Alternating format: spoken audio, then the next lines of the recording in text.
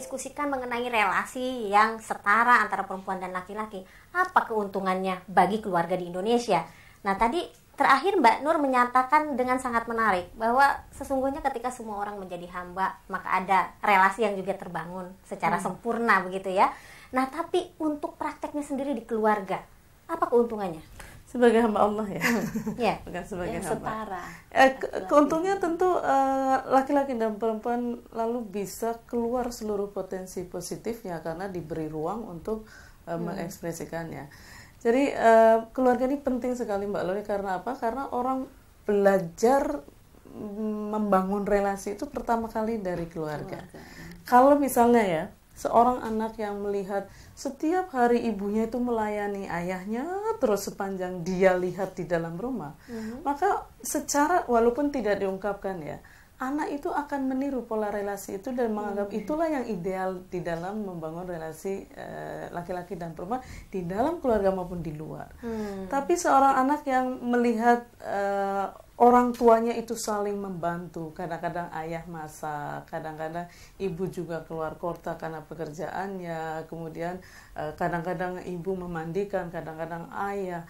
Mereka juga terbangun satu konsep di mana laki-laki dan perempuan itu bisa kerjasama di dalam hampir setiap hal gitu ya.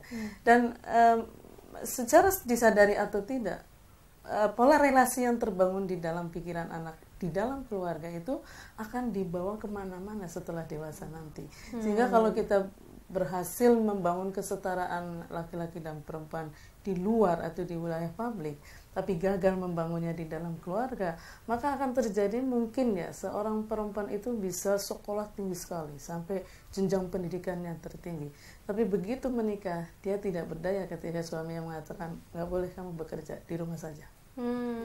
Dan banyak kasus seperti itu. Sekali. Nah, kalau dari pengalamannya apa Kak?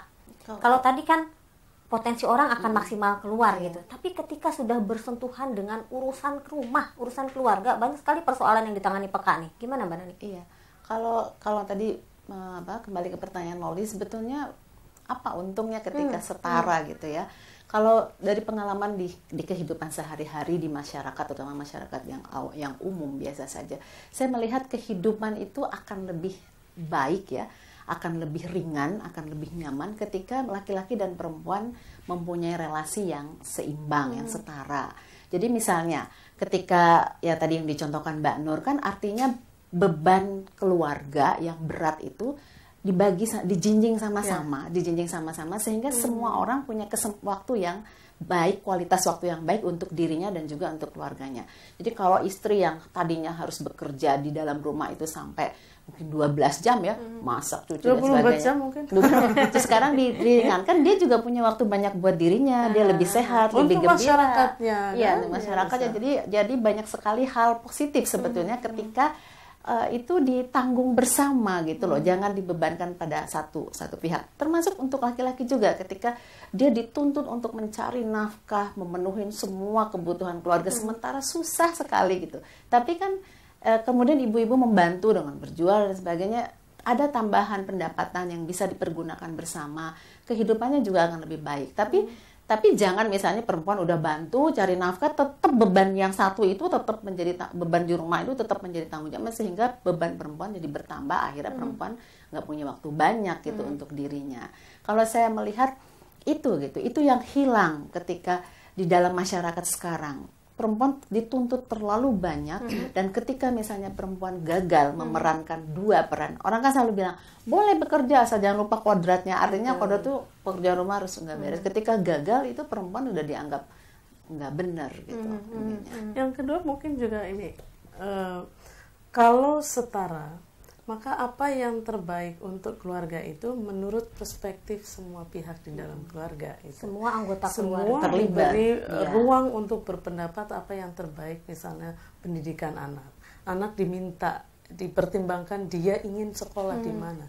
Kan seringkali pola yang tidak setara antara orang tua dengan anak. Orang tua itu memasukkan pendidikan anak menurut keinginan orang tua, bukan menurut minat dan bakat anak. Betul. Begitu juga kesetaraan itu membuat misalnya orang tidak bisa di dalam keluarga ya memutuskan satu sikap yang itu enak buat dia, tapi penderitaan buat yang lain itu juga menjadi bisa dihindari ketika semua punya ruang yang sama untuk menentukan keputusan yang terbaik dalam keluarga, juga di dalam negara.